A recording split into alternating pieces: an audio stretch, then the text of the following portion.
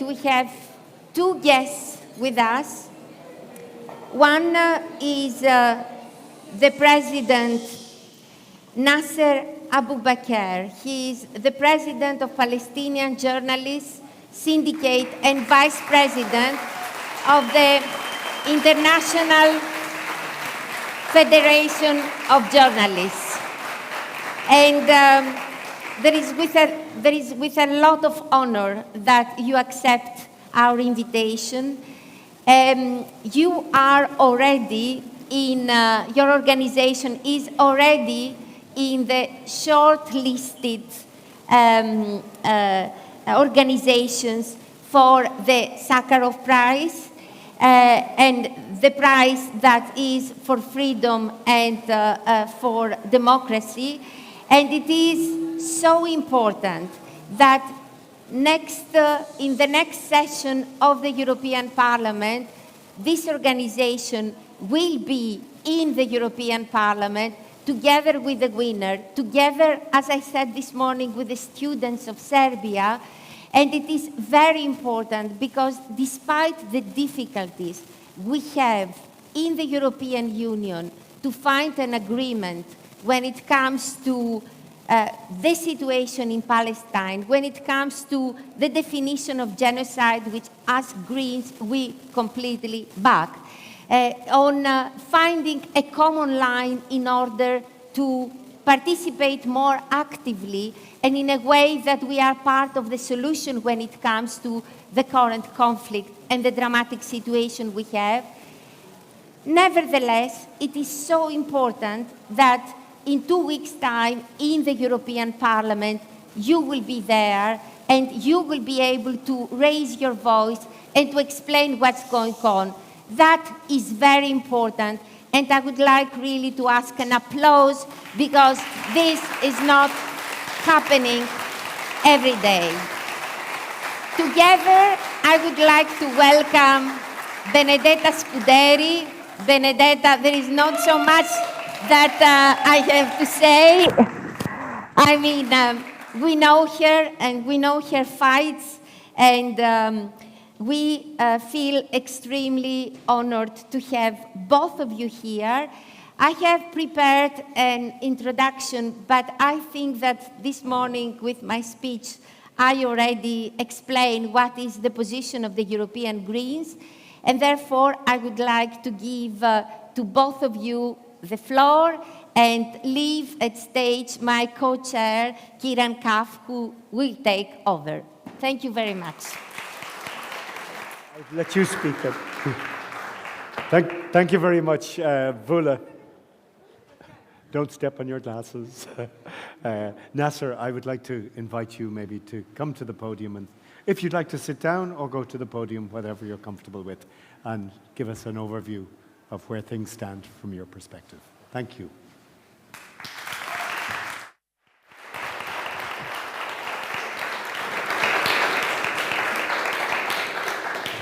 Good evening. I'm honored to be here with you and to share with your Congress. I hope your success for your work in this conference or Congress, and belong for the Sakharov Prize. We hope we will take it another time, because it is very important prize, and it's mean a lot for us, because it is for freedom of media and the freedom of human rights. We are, yes, in the short list, but we hope all the time to take it, not for the money. We want to recognize of our work under the fire all these years specific in this war. I would like to thank Green Party in Europe, all of them. I will talking about my colleagues in Gaza and West Bank and East Jerusalem. And when I'm talking about them, they are not numbers. They are human like you. They have families, they have hopes, they have dreams. So when I'm talking that the Israeli army so far they have been killed 256. It is the biggest massacre in all over the world in all the history of media in all the world, which means this number is biggest than the journalists whom killed in the First World War, the Second World War, Vietnam, Algeria, and now in Ukraine. All of these wars, it's not more than our number. And so far they are killed, they are wounded or injured 540 journalists in West Bank and Gaza and East Jerusalem. Most of them in Gaza. And they arrested more than 200, and they are demolished all the outlets offices in Gaza, media offices in Gaza. And they are not stopped here. They are killed 600 from the families of the journalists and demolished all the houses of journalists. It is 1,600 houses, which means for us, and we called it, it is genocide media. It is the first genocide media in all over the world. I will give you some stories, human stories about our colleagues, how they are working. All of them in Gaza, they are working under the bombarding, under the fire, in the school, in the yards of the schools, in the shelters, without houses, without offices, and with starvation, because there is another war against us. It is the starvation. They are forbidding any food to enter for Palestinian people in Gaza, including the milk of the young children. Many, many months without milk children for the people, for the young children, no milk. For example, I will give you the story of our colleague. She is a female journalist. She was filming live, and they are beginning shooting missiles around her house, and she was live, and we were following her. Me also, I was following her. She said the missiles is very close, and now it's more close, and she said in the end, maybe it is the end of my life, and maybe it will be the last video for me. 2 minutes later, they killed her, live.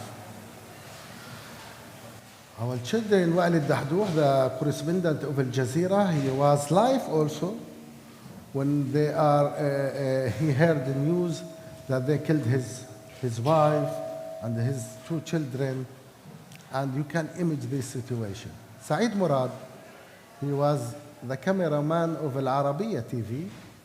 Also, he was live when they informed him that they killed your children, the only 1 children, and your wife, the children 2 years. This is the stories how our colleagues work. When I'm talking with my colleagues in Gaza, the most problem how to provide the young children the milk or the food. You can image 1 bread for 1 week for 6 or 7 Palestinians. They have big families, by the way, specific in Gaza, and without food, without anything, and all of them they are under the fire. And I will go to West Bank. The West Bank is not better than Gaza. I will back to Gaza, but I will also explain the situation in West Bank. There is 1,000 checkpoints in West Bank.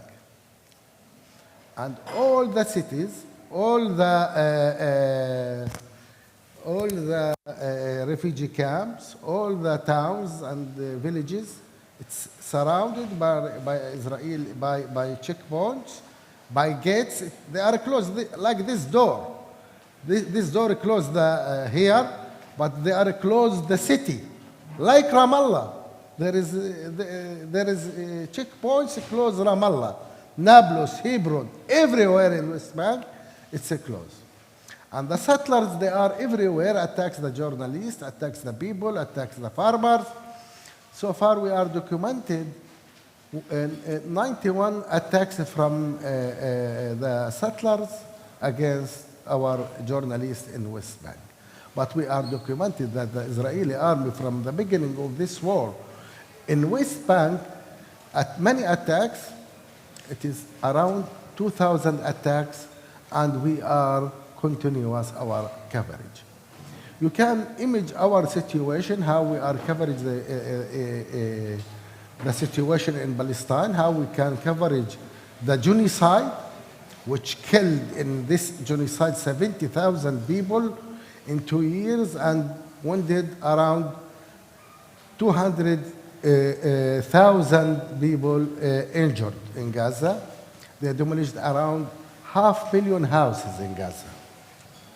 Now Gaza completely demolished, and infrastructure, all of it in Gaza demolished. Hospitals, universities, all the schools, it's also demolished in Gaza. There is no place. From 3 years, there isn't schools in Gaza. You can imagine 3 years forbidden for the children to study in the schools. There isn't schools. How to do for this new generation without learning? We are the top in the Arab world whom educated as Palestinian. And we are very proud of this, that all the Palestinian people, they are educated in universities, so that they are demolished everything.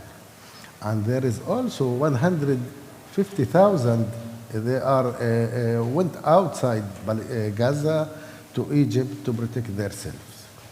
In this situation, so that I'm talking about the prize, the Sakharov prize, and by the way, we are took the UNESCO prize last year, and we are very proud of it. When we are candidate from Green Party and the others, Socialist and Democratic, we were very happy, and we will have hope to take it. We are very happy to give it to another.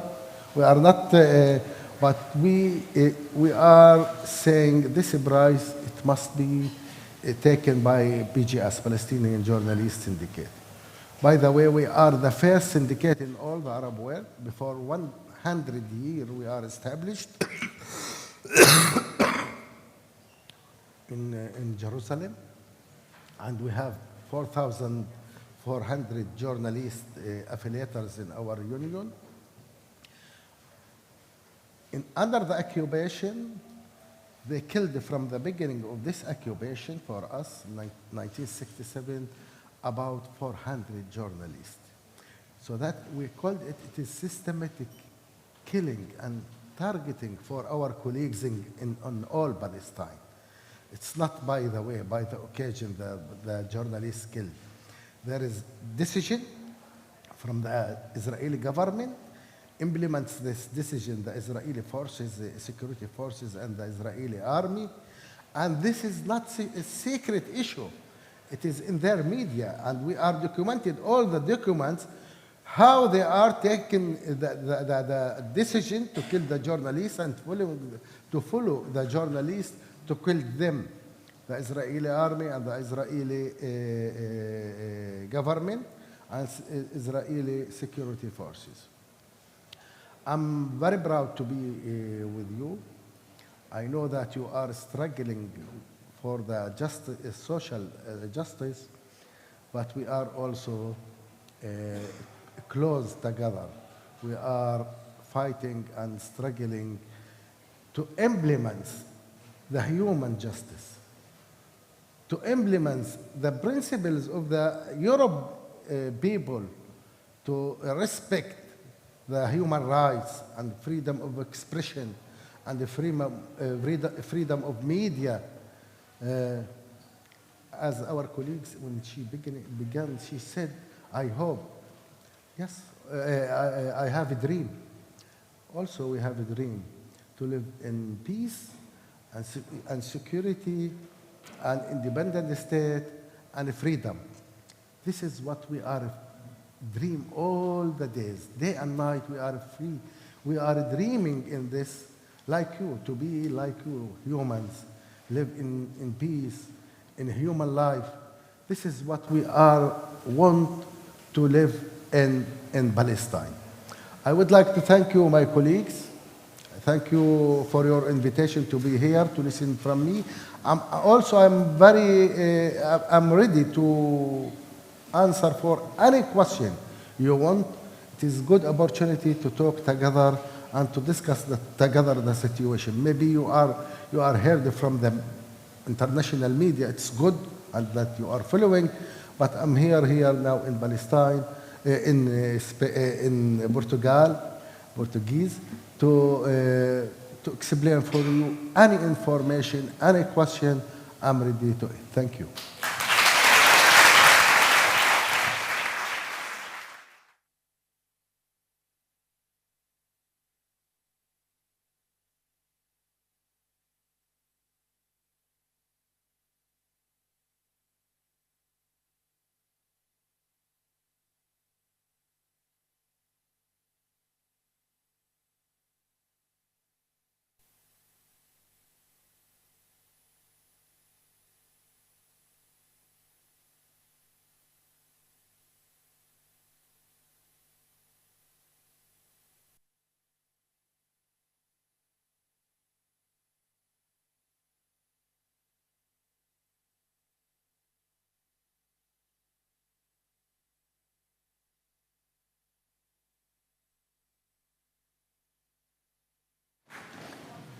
It's so difficult, it's so challenging to follow those remarks.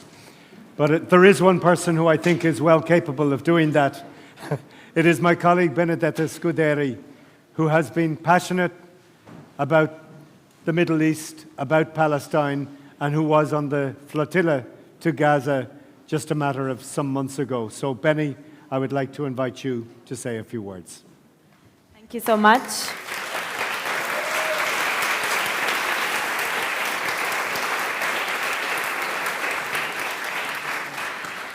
Thank you so much. This is going to be super hard to follow you, and thank you so much for your witnessing and testimony. I think your words are telling us an extremely important message. What we have heard, what is still going on the ground, is telling us that that fake ceasefire, because unfortunately it's a fake ceasefire, that fake peace plan is just not working. It's not peace. The genocide, the apartheid, the ethnic cleansing are still ongoing. It hasn't stopped.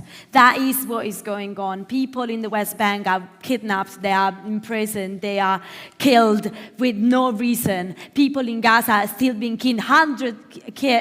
Hundreds of people in Gaza have been killed from Israel since the beginning of the fake ceasefire. This is the situation, and that's why we need to remind ourselves that the genocide has not stopped, the ethnic cleansing has not stopped, and the apartheid has not stopped. These are still ongoing, and Israel has honestly no shame in committing these war crimes. And there's no shame because no one is doing anything about it. Let's be clear. How many of our governments, how much the European Union could have done to stop this? We have an international duty from Convention on Prevention of Genocide, from international law, from humanitarian law, to stop this from happening. And you know how we stop this? Not going into a room and saying that this is horrible, but getting the powerful people of our countries, of the European Union, of the President of the Commission of the European Union, to do practical things. That means stopping having ties with Israel, which is committing war crimes.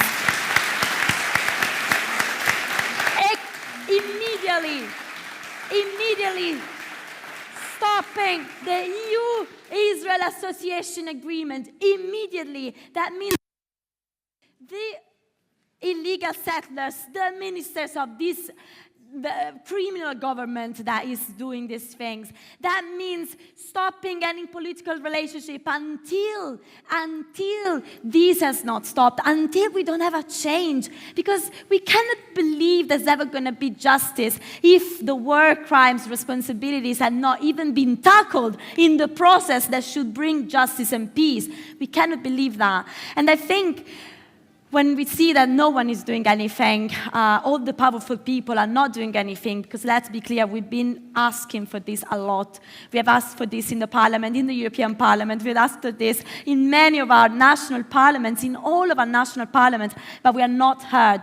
Who has the power is not doing anything. And we feel that sense of anger. We feel that sense of frustration. And believe me, I felt it as well. Like how much you can shout in a parliament if no one hears you, if nothing changes, that how much you can do in an institutional position if that institutional position cannot change anything because no one is following up. Because in the European Parliament we had to take 1 year and a flotilla leaving just to have a resolution on Palestine, not even going far into the radical positioning of the Parliament, but to have a basic resolution on what was happening in Gaza. So we all felt that anger, and that's why I feel the flotilla experience is giving us something, because it's given us a way to activate. It's given us a way to not have that anger and frustration to go into immobility, but it's taken us into activation. It's taken us to another level, another point where we feel that we can actually do something. We put all of us who was on the boat, and I really want to also thank Melissa Camara, a French MEP that was on the boat of the flotilla as well, so a big round of applause for her as well. And all the activists that were on the boats. But that was one way we all put our bodies, our mind, our activism into this because we felt we could do something. But there's another thing that the flotilla has done, has shown us on our own skin the impunity of Israel. Because the Israeli government, while the flotilla was ongoing, has attacked us with the drones. My boat was attacked 3 times, and our mainsail was completely destroyed, has imprisoned us, has tortured people, has put people with no fresh water, no food, and basically sleep deprivation. And this, by the way, where politicians, journalists, people with all the attention of the world, people with extremely strong passport, and they went with complete impunity against these extremely bad crimes. Can we understand what they're doing to Palestinians and how bad is the impunity and the lack of responsibility for the whole Palestinian population at the moment? That's also what the flotilla has shown us. Has made us closer to this grave violation, and has made us feel that there's no stop until we do something for stopping the war crimes. And this is, I think, something that we really need to understand, that when international law is at stake, today. It's extremely oppressing Palestinians. But when international law is at stake and European Union and our governments are not doing anything, we are all at risk, all of us. And that's why we have no time to discuss whether we should activate or not. We need to do it, because that's why we created international law. That's why we created multilateralism, to defend the global population. And if we have double standards, if we think that we can close an eye for a population, not the other, then we are putting the whole system at risk, and then we're putting all of us at risk. But there's another thing that I think the story of the flotilla that I'm just giving you, not because I think that is the most important thing, but because I think it's a good way to talk about how we can mobilize, is the mobilization. As I said, the flotilla has given us a way to activate, and we all felt that we were part of something. We could do some practical thing to stop the oppression, to stop the genocide. We could be part of it. And that activation brought some hope and built a community and made us willing to mobilize. We had a huge mobilization. And I see a lot of young Greens in this room, and I think I am not that young anymore, but I do feel, yeah, Cinta, don't do that face, it's true, I'm not that young anymore. I think we are all having that feeling that we cannot change anything. You know, we had the Green Wave, we're gonna change the world, and then the far-righters come. Well, I just wanna give you 1 inch of hope. The flotilla mobilization for Palestine and for the liberation of the Palestinian people was so big and so strong that mobilized fucking President Trump that they had to do something because they were scared that if we kept mobilizing, we could actually change something. And they didn't want to change the status quo. So they silenced us with a fake ceasefire, with a fake peace deal. And they had to mobilize until the President of the United States because the mobilization was getting extremely big. This is giving us a message. If we mobilize, if we go on the street, we do change public opinion, we do change things. We need to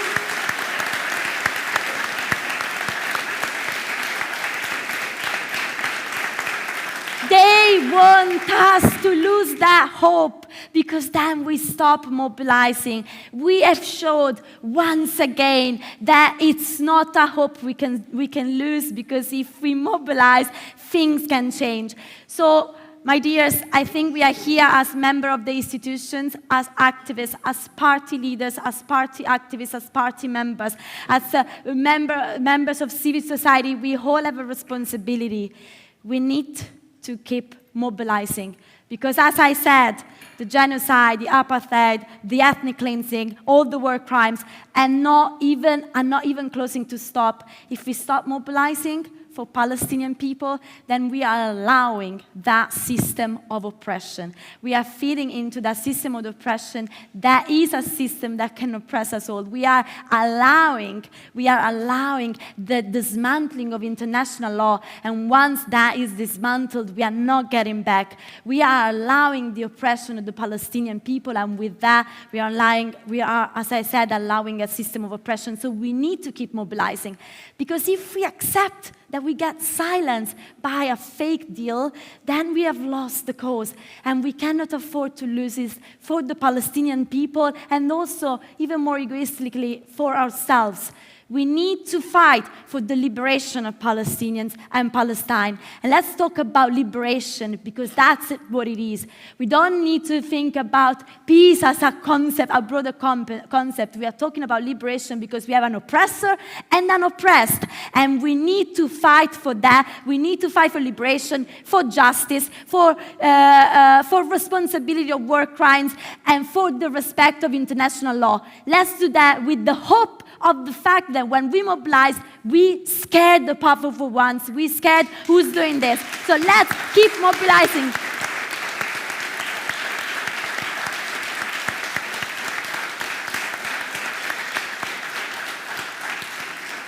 We are from all over Europe.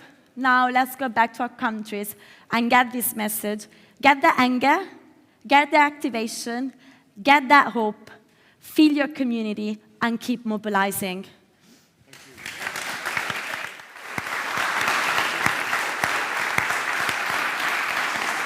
Thank you. Thank you, Benny. Thank you, Benny. And thank you, Nasser. You both, in your own way, are speaking truth to power. And that is so important in an age of fake news, in an age of atrocities, in an age where you are witnessing the unthinkable, the unimaginable. And it continues. It continues today. It will continue tomorrow. And we must act. And your action, by being on the street, by speaking truth to power, is going to be part of moving us towards a solution. That solution requires more action from Europe. It requires more funding from Europe. It requires support for the Palestinian Authority, for the reforms that are needed. It requires the UNRWA to act and to have the resources it needs to provide for the basic needs of the people of Palestine. And that means water, it means healthcare, it means a roof over people's head. But to do that, we need the fighting to stop. And the work that you do on the streets, in writing to your representatives, in being here today, is part of that process. I just want to salute the work that you are all doing. I will add something. The Israeli occupation forbidding 4,000 international journalists to go to Gaza. They already arrived Tel Aviv airport, and 4,000 international journalists forbidden them to enter Gaza. Why? They don't want you to know the fact and the reality of the occupation and the reality of genocide, what's happening, which implements by Israeli occupation in Gaza. So that your activities, your solidarity, your loyalty, continuous, it is very important for us and give us more power to continue our struggle to take our independence. Thank you. Thank you. We'll do a minute of silence now. Can I ask you all,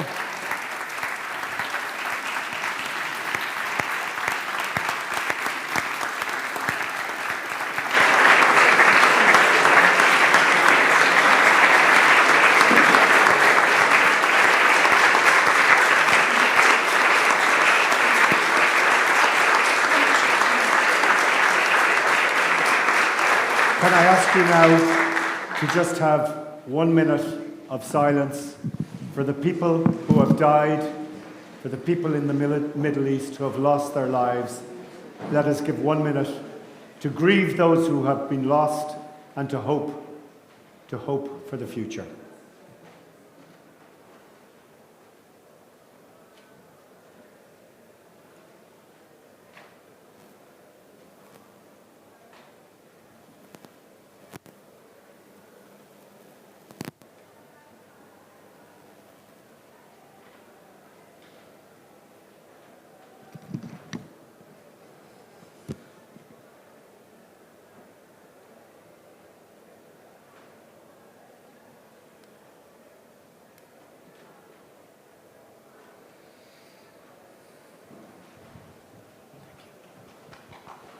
Thank you.